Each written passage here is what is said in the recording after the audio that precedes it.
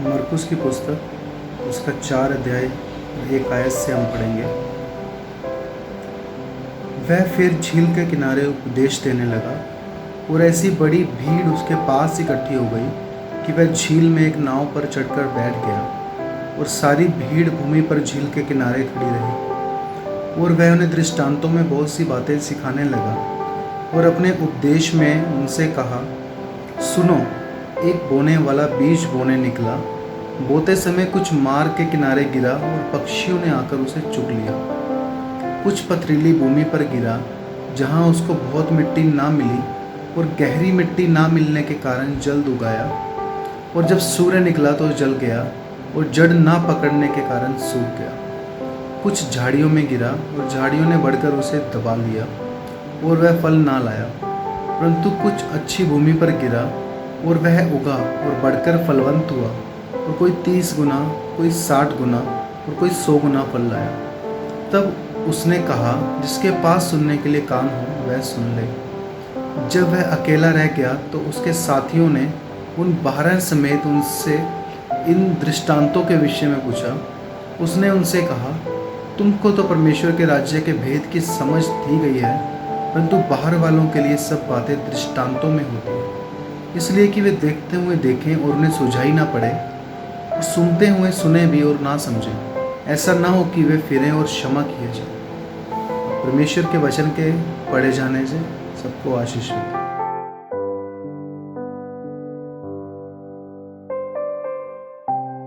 Shalom सबको, जय मसीह की। उम्मीद है आप सब ठीक हैं। मैं जास्मिन लाल का धन्यवाद करूंगा जिन्होंने हमें परमेश्वर की स्तुति और आराधना में अगुवाई की, भाई पंकज का जिन्होंने हमें परमेश्वर के वचन को पढ़ने में मदद किया। आइए हम संक्षेप में देखते हैं कि चर्च का उद्देश्य क्या है और क्या चर्च ने उसके उद्देश्य को प्राप्त किया है। कुछ लोग कहते हैं चर्च का उद्देश्य मुख्य रूप से इस धरती में सभी को परिवर्तन करना है। अगर हमें लगता है कि लोगों को परिवर्तन करना चर्च का प्राथमिक उद्देश्य है, तो चर्च एक बड़ी विफलता बना है या विफलता बन चुकी है और लाखों लोग बिना परिवर्तित हुए मर गए हैं। कुछ लोगों का कहना है कि चर्च का उद्देश्य जो है सरकार को संभालना है ताकि राष्ट्र के युद्ध या बीमारियों से मुक्ति या वो हमें बचा सके। चर्च का अगर उद्देश्य राष्ट्र के युद्धों या बीमारियों से मुक्ति दिलाने का है, तो चर्च जो है वो एक विफलता हुई है। जब तक यीशु मसीह वापस नहीं आते, हमें नहीं भूलना चाहिए युद्ध, बीमारियां और समस्याएं जो है वो हमारे साथ रहेंगी। चर्च का दुख को दूर करने के लिए बुलाया गया है, लेकिन दुख जो है उसको हमेशा के लिए हटाने के लिए बुलाया नहीं गया है। चर्च का उद्देश्य ये है कि हम प्रभु से या परमेश्वर से हम अपने पूरे दिल, दिमाग और आत्मा से प्यार करें। दूसरा, हम अपने पड़ोसियों से प्यार करें, हमारे तरह अपने पड़ोसियों से प्यार करें। और तीसरा, जो प्रभु को जानते हैं, जो विश्वासी हैं, हम उनके साथ एक दूसरों के साथ हम प्रेम रखें। चर्च का प्राथमिक उद्देश्य ये है कि हम दिल से, दिमाग से और आत्मा से हम परमेश्वर से प्यार करें। इसका मतलब ये है कि हम जब परमेश्वर की आराधना करने आते हैं, तो परमेश्वर चाहते हैं कि हम अपनी जुबान खोलकर और साथ में हम एक पवित्र जिंदगी के साथ हम परमेश्वर की हम स्तुति आराधना करें। और ये दोनों चीजों को करने के लिए हमें अकेले में कर सकते हैं। हम परमेश्वर की प्रशंसा और पवित्रता से जीना हम अकेले में कर सकते हैं, लेकिन 2 अन्य कारण हैं जिसके लिए चर्च को बुलाया गया है या चर्च का मकसद है। पहला तो ये कि हम अपने पड़ोसियों से हमारे जैसा प्रेम रखें और हम एक दूसरे के साथ हम प्रेम करें। चर्च दुनिया का एकमात्र समाज है जो मुख्य रूप से गैर सदस्यों के लिए मौजूद है। जब यीशु मसीह इस धरती पे थे, उन्होंने अपने हाथों से लोगों की सेवा की और उसी हाथों से उन्होंने लोगों को बचाया या उद्धार किया। उन्होंने अपने हाथों से लोगों के गंदगी जो थी, उन्होंने अपने पानी से चेलों के पैरों को धोया और साथ ही में उन्होंने अपने हाथों में इजाजत दी जहाँ पे उन्होंने अपने हाथों से लोगों की सेवा की और अपने हाथों से उन्होंने लोगों को बचाया। अच्छे सामरिय या गुड सामरिटन के स्टोरी में हम ये देखते हैं कि हम दूसरों की सेवा कैसे करें। अगर हम किसी की ज़रूरत में देखते हैं तो हम उनकी मदद हम कैसे करें। और जिस समाज में हम रहते हैं, यहाँ पे बहुत सारी तरीके से हम लोगों की सेवा कर सकते हैं। हम उनकी सामाजिक आवश्यकताओं को हम अपने कलीसिया होने के नाते हम उनकी सेवा कर सकते हैं।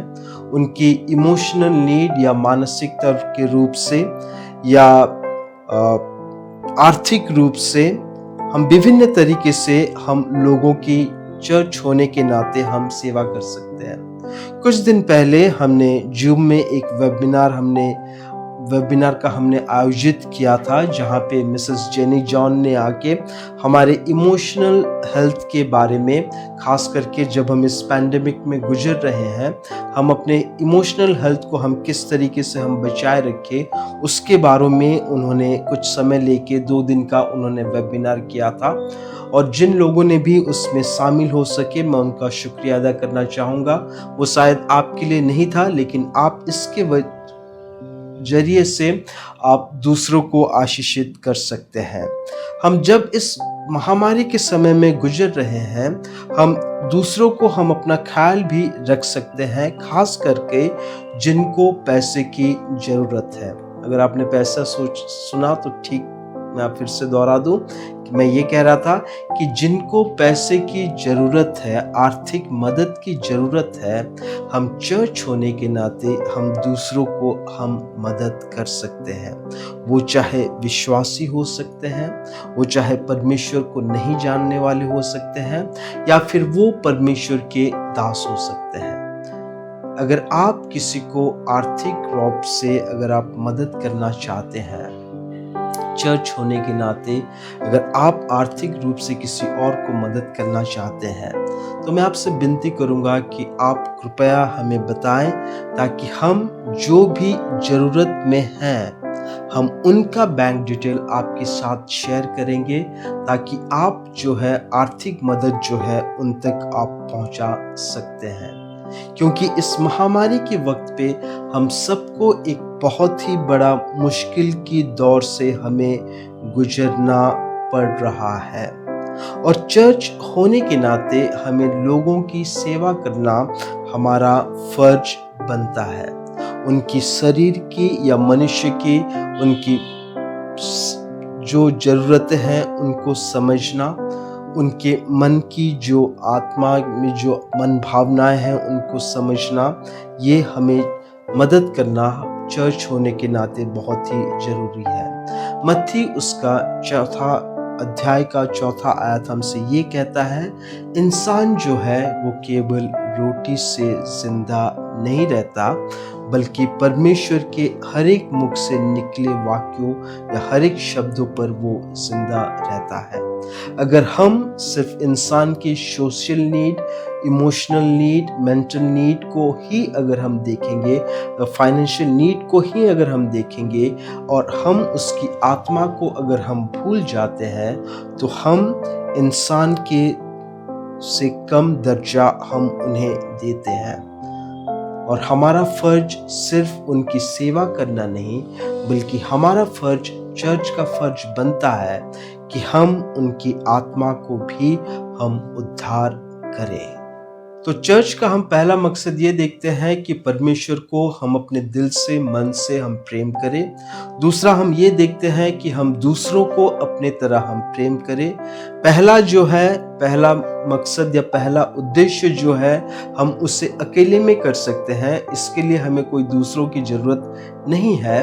लेकिन चर्च का मकसद सिर्फ उसी में नहीं रह जाता। चर्च का मकसद ये भी है कि हम दूसरों को हम अपनी तरह हम प्रेम करें। और तीसरा उद्देश्य ये है कि हम जो मसीह को जानते हैं, हम उनको भी हम अपनी तरह हम प्रेम रखें, हम उनका भी ख्याल हम रखें।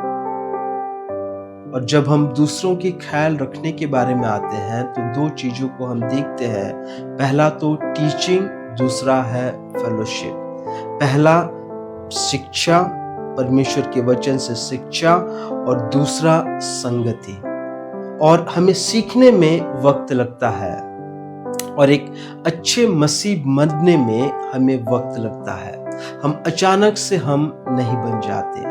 जैसे हम ड्राइविंग स्कूल में जाते हैं गाड़ी चलाना सीखने के लिए, हम एक दिन में हम गाड़ी नहीं चलाना सीख पाते, हमें वक्त लगता है। और अच्छा मसीह बनने के लिए भी वक्त लगता है। कई लोग जल्दी सीख जाते हैं, कई लोग धीरे सीखते हैं, और दोनों परमेश्वर की नजर में ठीक है।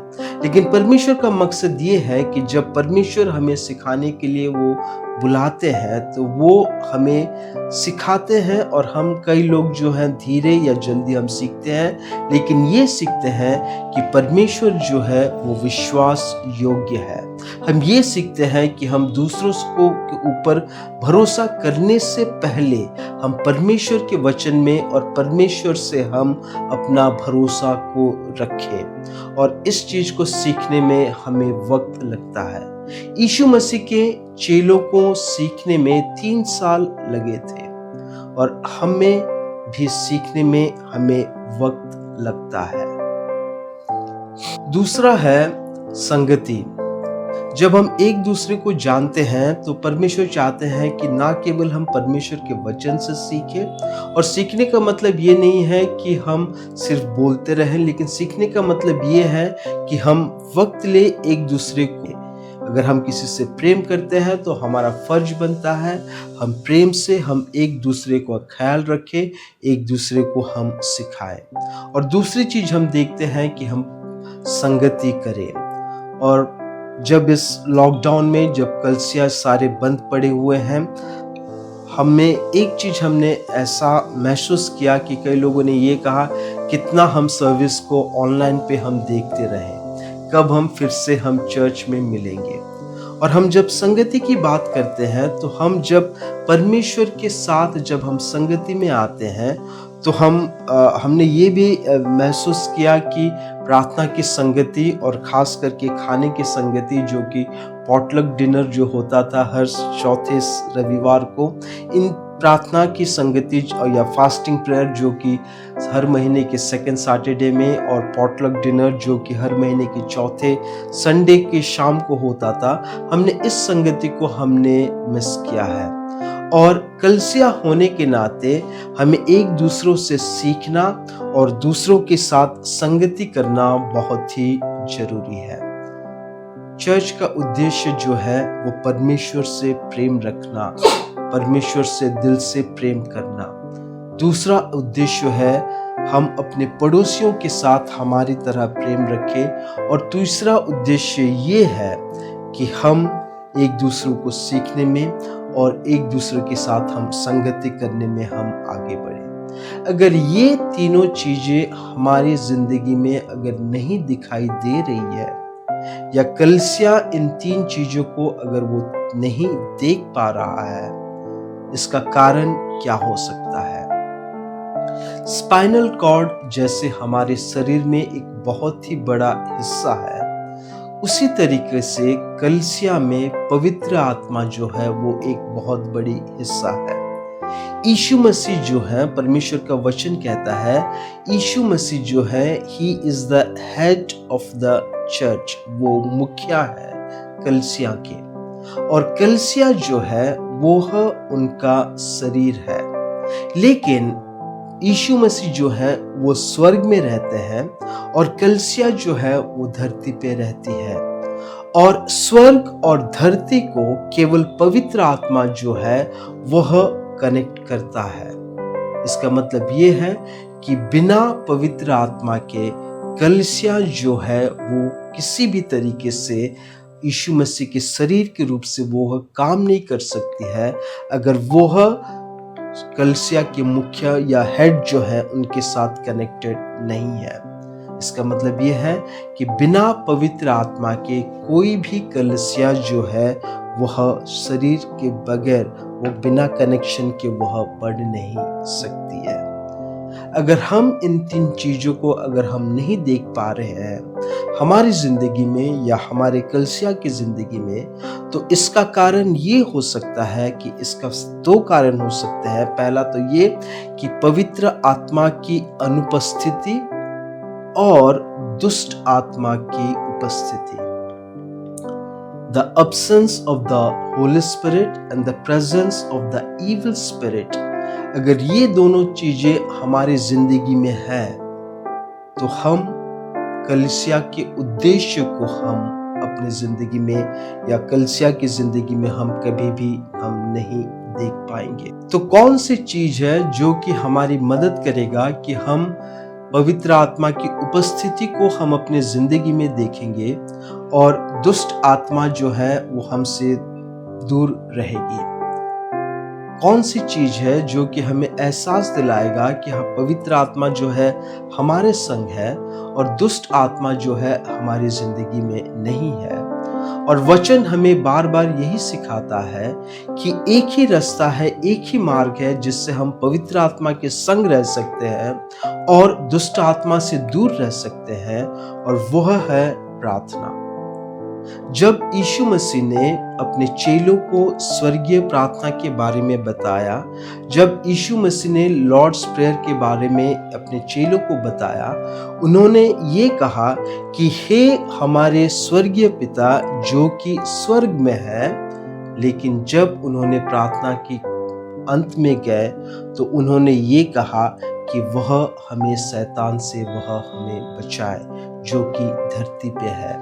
और परमेश्वर का वचन हमसे ये सिखाता है कि शैतान जो है वह इस दुनिया की कंट्रोल करता है, और जब कभी भी हम पवित्रता से जीना चाहते हैं, जब कभी भी हम दूसरों से प्रेम रखना चाहते हैं, जब कभी भी हम अपने दुश्मन के साथ हम बातें करके आगे बढ़ना चाहते हैं, जब कभी भी कोई जरूरत में है उसकी जब हम मदद करना चाहते हैं, ये सारी चीजों को हम तभी कर सकते हैं जब हम पवित्र आत्मा में हम मिलकर रहते हैं, जब होली स्पिरिट की प्रेजेंस हमारी जिंदगी में होती है, जब पवित्र आत्मा हमारे संग रहती है।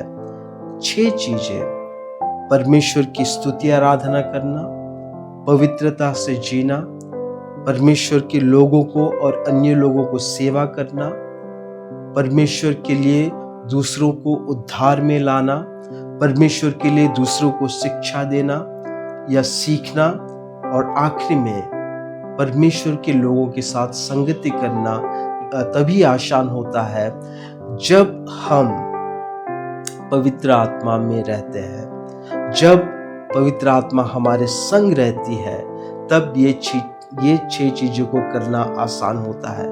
लेकिन जब हमारे साथ इविल स्पिरिट या बुरी आत्मा रहती है, ये 6 चीजों को हमारी जिंदगी में देखने को नहीं मिलेगा।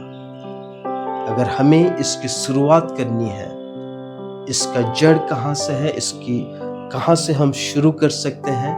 केवल और केवल हम प्रार्थना में बिता के।